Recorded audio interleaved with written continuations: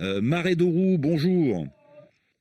Oui, bonjour Anne et bonjour à tous les auditeurs de la RFI. Merci de nous appeler. Vous êtes à Parakou, c'est bien ça?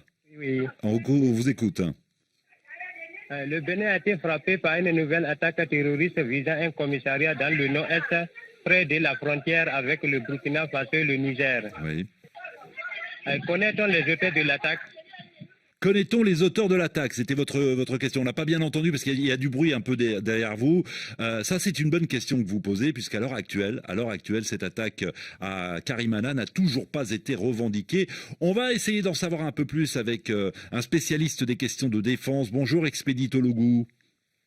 Bonjour, Juan. Vous êtes le président du think tank, du laboratoire d'idées Civic Academy for Africa's Future.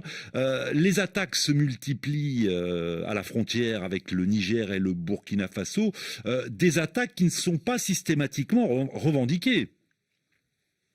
Bien sûr, ce ne sont pas des attaques revendiquées, même si on sait que il y a un certain nombre de groupes djihadistes qui sont liés à Al-Qaïda et à l'État islamique qui agissent dans le Sahel.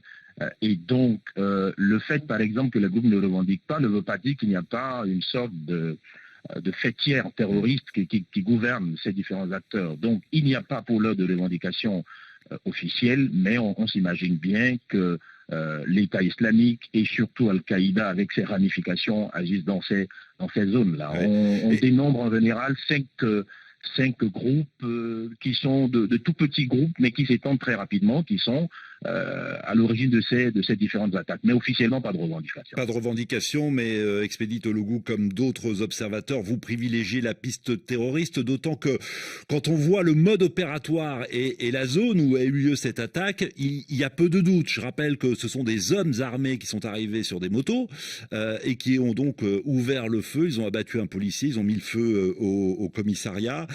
Ça change tout de même des embuscades de ces derniers temps. Marédorou, vous avez d'autres questions? Oui, Juan.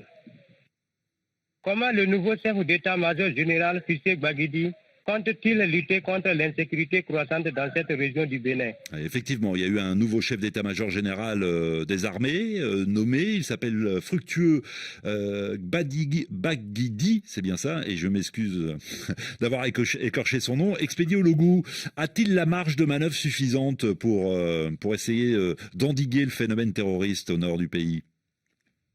Oui, au moins deux éléments importants. Le premier, c'est qu'il a la confiance des autorités politiques.